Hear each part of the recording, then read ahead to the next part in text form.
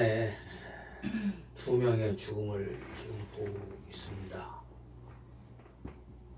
두 사람의 죽음에 대한 평가가 극과 극으로 나뉘어져 있는 것도 봅니다.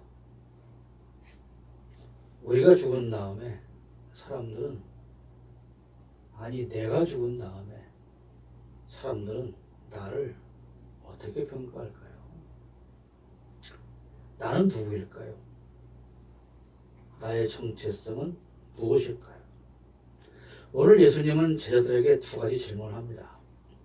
사람들이 인자를 누구라 하더냐? 그렇다면 너희는 나를 누구라고 하느냐? 그렇다면 여러분은 예수님을 누구라고 생각하십니까? 또 사람들은 나를 누구라고 하며 예수님은 또 나를 누구라고 하십니까? 이게 오늘 우리에게 던지는 질문입니다. 사람들은 나를 누구라고 하며 예수님은 나를 누구라고 하시는가? 예수님의 질문에 그렇게 대답했습니다. 사람들은 예수님을 선지자라고 합니다. 그러면 너희는 나를 누구라고 하느냐? 라는 질문에 베드로가 답합니다. 주는 그리스도시요 살아계신 하나님의 아들이십니다. 예수님께서는 베드로의 이 대답을 인정하시는 것으로서 자신의 정체성을 밝히셨습니다. 예수께서 대답하여 이르시되 바요나 시몬아 네가 복이 있도다. 이를 내게 알게 한 이는 혈육이 아니요 하늘에 계신 내 아버지시니라. 그래 네가 말한 것처럼 난 그리스도다. 그리고 살아계신 하나님의 아들이다. 오늘 본문에서 예수님은 이렇게 자신의 정체성을 밝히고 있습니다. 그런데 또 다른 곳에서 다른 성경을 통해서 예수님이 밝히시는 또 다른 정체성을 우리는 볼 수가 있습니다. 며칠 전에 설교했던 요한복음 8장 말씀입니다. 11절에 예수께서 이르시되 나도 너를 정죄하지 아니하노니 가서 다시는 죄를 범하지 말라 하시니라. 예수님은 자신도 우리와 같은 죄인임을 인정하셨다는 말씀입니다. 자, 가늠하다가 현장에서 잡혀온 여인에게 사람들이 돌을 던지러 갑니다. 주님이 말씀하십니다. 죄 없는 자가 돌로 쳐라. 이 말씀을 들은 사람들이 양심의 가책을 느끼고 돌을 내려놓고 여인을 정죄하지 않고 다 돌아갔습니다. 여기서 주목되는 주님의 말씀은 나도입니다. 나도 너를 정죄하지 아니하노니. 자, 돌을 든 사람들이 돌을 던지지 않고 사람을 향해 던지지 않고 죄인을 향해 던지지 않고 내려놓고 갔다는 것은 그래 생각해보니 나도 저와 똑같은 죄인이야. 그걸 인정하고 갔다는 것입니다. 그들이 다 간 다음에 주님이 말씀하십니다. 나도 저 사람들과 같은 죄인이기에 또 너와 같은 죄인이기에 나도 너를 정죄하지 않는다는 거죠. 예수님은 죄인으로 죽어야만 우리의 죄를 대신하실 수가 있습니다. 그래서 예수님은 베드로의 고백처럼 하나님의 살아계신 하나님의 아들이시지만 죄인의 모습으로, 아니 죄인으로 이 땅에 오신 것입니다. 자, 예수님께서 죄인의 모습으로 오셔서 죄인으로 우리의 죄를 다 지고 십자가에 죽었다가 부활을 해야만 우리의 죄가 사함받고 우리가 구원받을 수 있게 되었습니다. 그렇다면 이것을 목숨 걸고 막아야 하는 세력이 있습니다.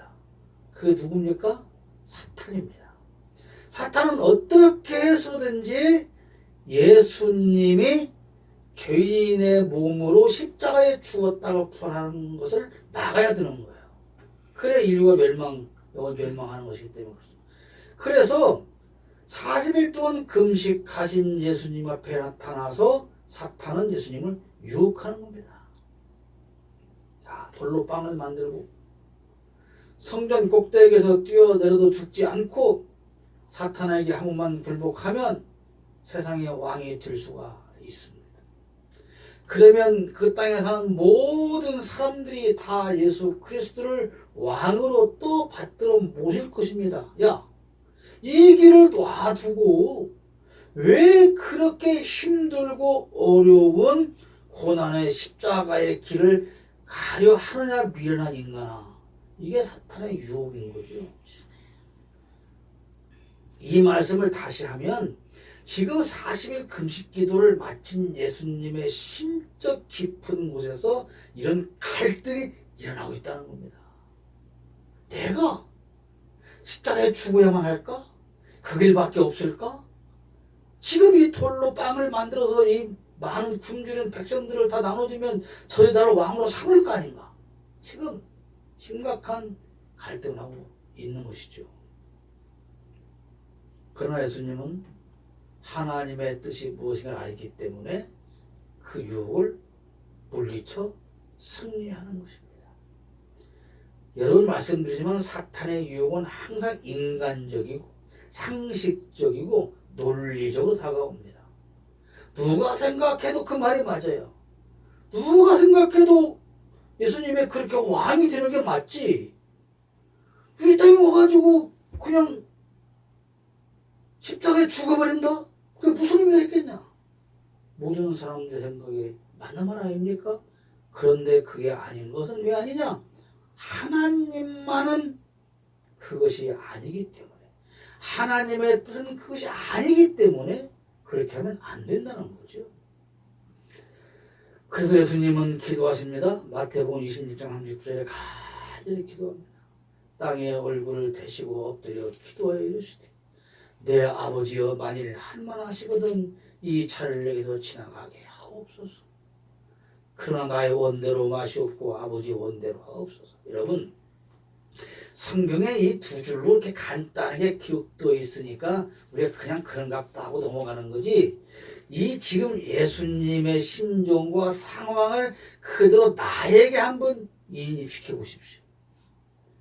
우리가 어떻게 기도하겠습니까? 팔팔 뛰며 떼굴떼굴 둥그러며 정말 손하고 뿔을 뽑으며 기도하지 않겠어요? 하나님 나는 이거 정말 안 했으면 좋겠습니다.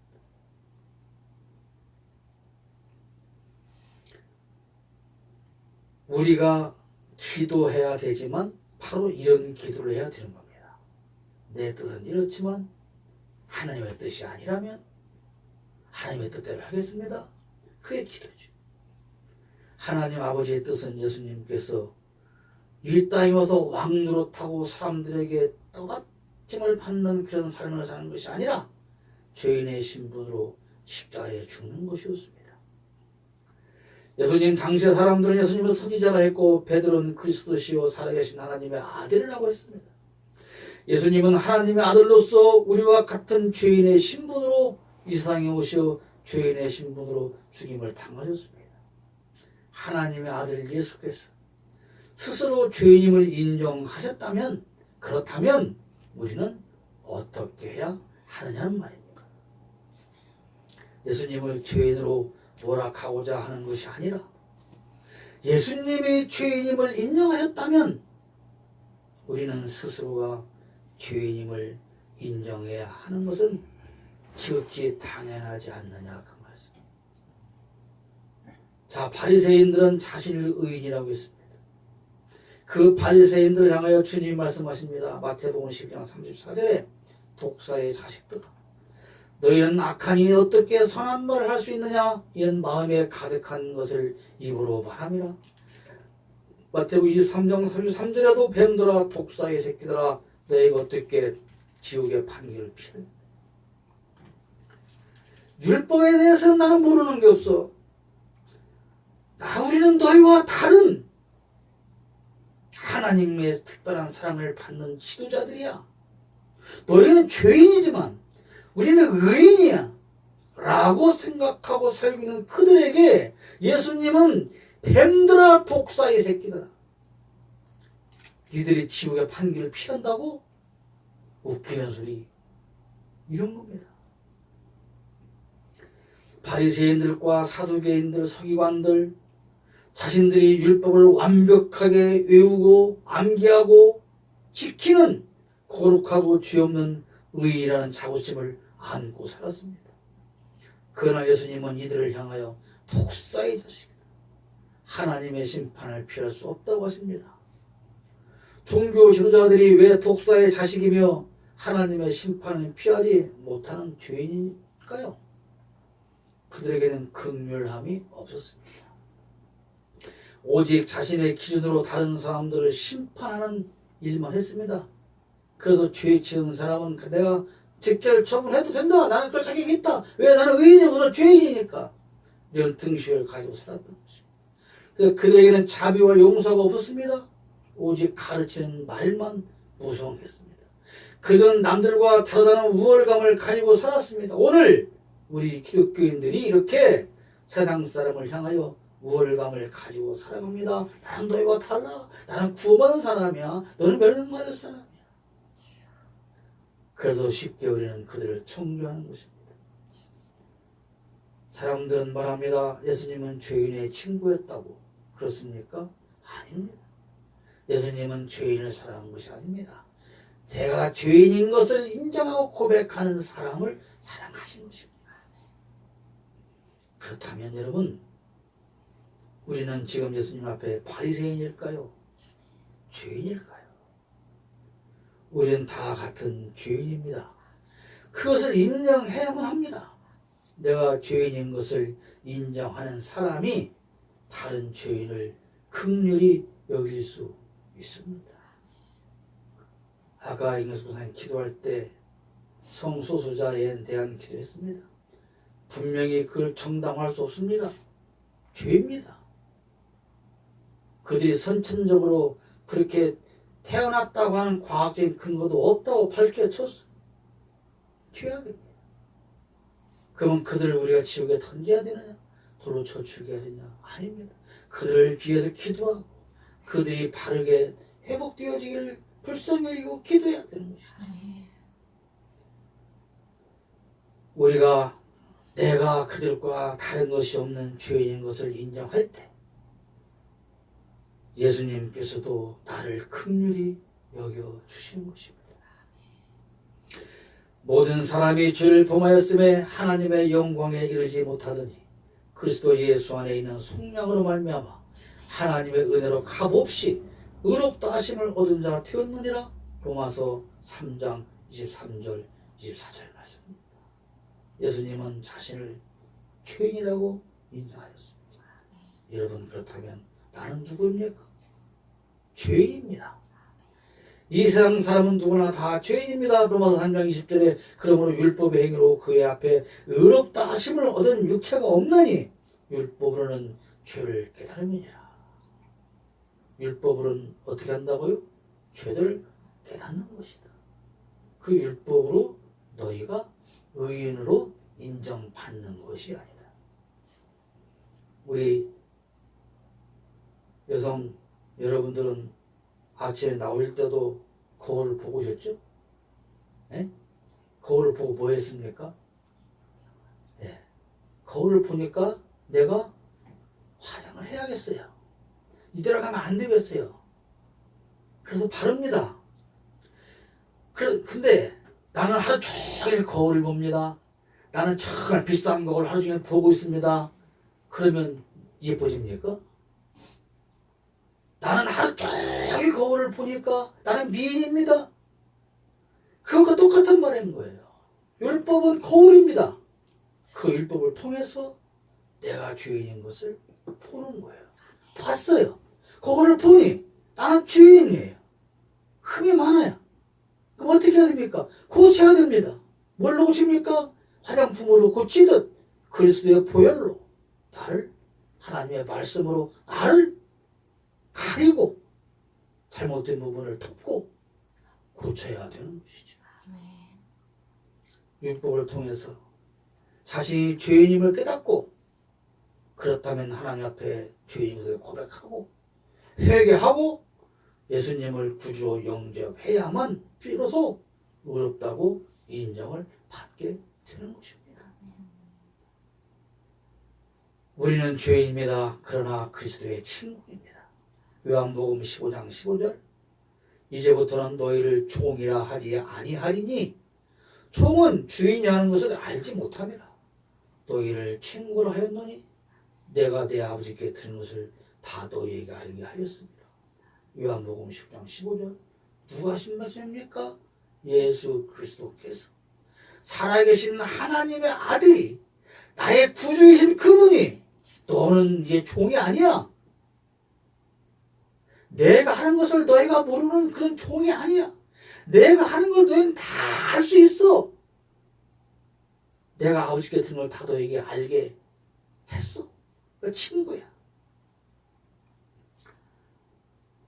천사가 악마를 친구로 둘 수는 없습니다. 하나님께서 우리를 종의 신분에서 친구로 변화시켜 주셨습니다. 예수님께서. 노숙자를 재벌의 아들이 친구로 삼아 주었다면 어찌 살아야 할까요? 친구에게 누가 되는 삶을 살면 안 되는 것입니다. 여러분, 박원순 시장이 사망하고 나서 많은 사람들이 그런 걸 올립니다. 열흘 전에도 나하고 만났습니다. 한 달 전에도 나하고 만났습니다. 무슨 말입니까? 그분은 나하고 친한 사람이었습니다. 그분이 대단한 사람인데 나를 친구로 삼아 주었습니다. 우리가 여러분 선거차를 보십시오. 정치인들 보십시오. 어떻게든 대통령하고 사진 한번 찍은 그것을 걸어놓지 않습니까? 왜 그럽니까? 나는 대통령이 알아주는 사람입니다. 그 친구입니다. 하물며 그것이 영광이라면 예수께서 나를 친구로 삼아 주셨다면 그 영광은 에 대한 감동을 우리가 어떻게 안 할 수가 있냐 이 말이에요.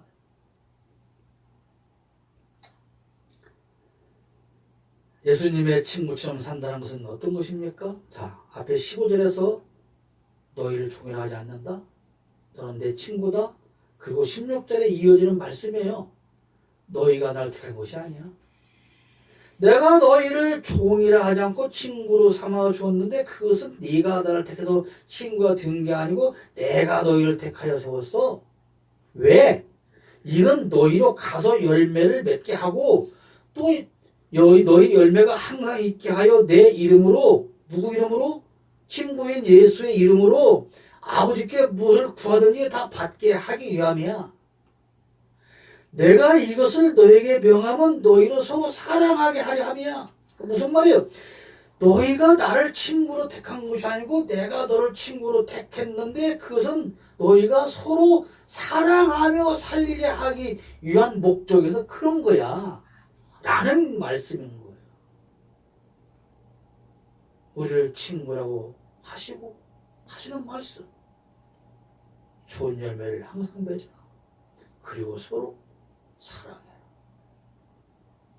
우리가 예수님의 친구가 되었다면 예수님의 그 사랑을 우리도 따라가면서 흉내를 내면서 비슷한 삶을 살아가야만 친구가 될 수 있다는 것입니다.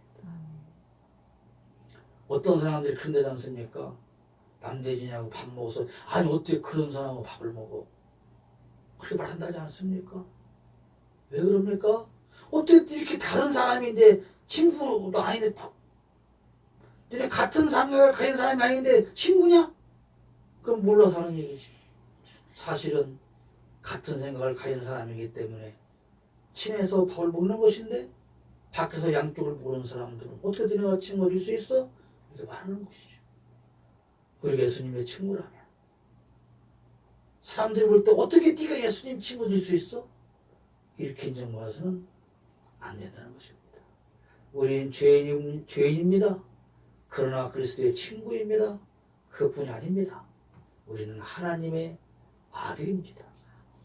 갈라디아 4장 6절에 너희가 아들이므로 하나님이 그 아들의 영을 우리 마음 가운데 보내사 아빠, 아버지라 부르게 하셨느니라.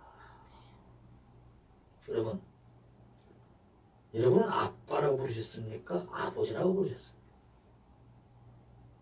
아버지 하면 어딘가 권위적이고 어딘가 쉽게 다가갈 수 없는 그런 게 느끼지 않습니까? 거리가. 아빠. 이건 뭡니까? 친근 거리감이 없는 호칭 같지 않습니까? 아빠에게 아들은 어떤 아들입니까? 귀여운 아들인 거예요.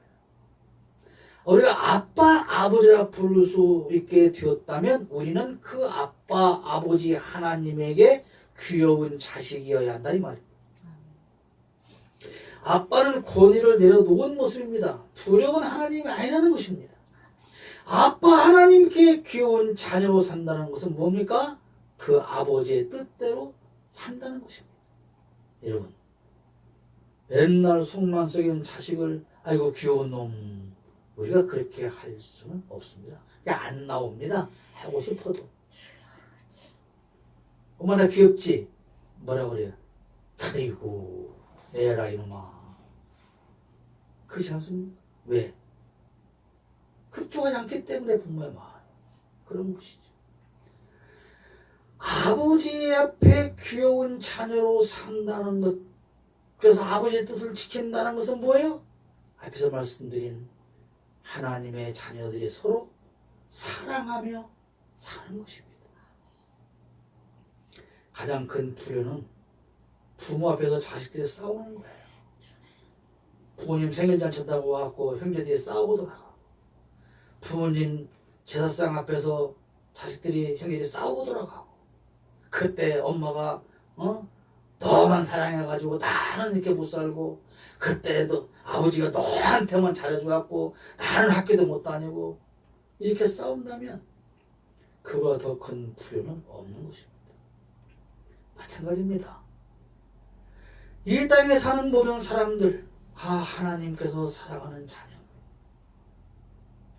우리만 나만을 위해서 예수께서 십자가에 못 박아 죽어주신 것이 아니라, 나하고 비록 사이가 좋지 않지만, 나를 싫어하지만, 나도 그를 싫어하지만, 그러나 그 사람도 하나님께는 똑같이 귀여운 자녀라는 사실이죠. 그래서 우리가 미워하는 저 사람도 하나님께서는 사랑하는 자식이라고 하는 사실을 잊지 않으면 우리가 미워해도 덜 미워할 수 있고, 그 사실을 인정하면, 저도 하나님의 사랑받는 자녀라는 사실을 인정하면 어떻게든 예뻐해 보려고 우리가 노력이라도 할 수 있지 않겠냐는 것입니다. 여러분, 사람들이 인자를 나를 누구라고 하더냐? 그렇게 물었을 때 지자들이 대답했습니다. 사람들은 예수님을 엘리야나 모세나 요한이나 이런 선지자 중에 한 분과 같은 선지자라고 생각합니다. 그래서 물었습니다. 그래? 그럼 너희는 날 누구라고 하는데? 그때의 위대한 베드로의 신앙 고백이 나오는 것이죠. 그리스도이시며 살아계신 하나님의 아들입니다. 그래, 맞다. 네 말이 맞다. 예수님은 종교 지도자들을 가리켜서 독사의 자식이라고 했습니다. 여러분, 그 당시에 사람들은 예수님을 선지자라고 했고 베드로는 그리스도시라고 했는데, 그러면 오늘 여러분은 예수님을 누구라고 하십니까? 또 그 예수님은 여러분을 누구라고 하십니까? 여러분은 여러분 자신을 또 누구라고 하십니까? 여러분은 바리새인은 아닙니까? 여러분은 예수님의 친구가 맞습니까? 우리는 하나님의 아들이 맞을까요? 세상 사람들은 우리를 보며 누구라고 할까? 가장 중요한 질문입니다. 여러분, 나는, 나 자신은 나를 누구라고 할까?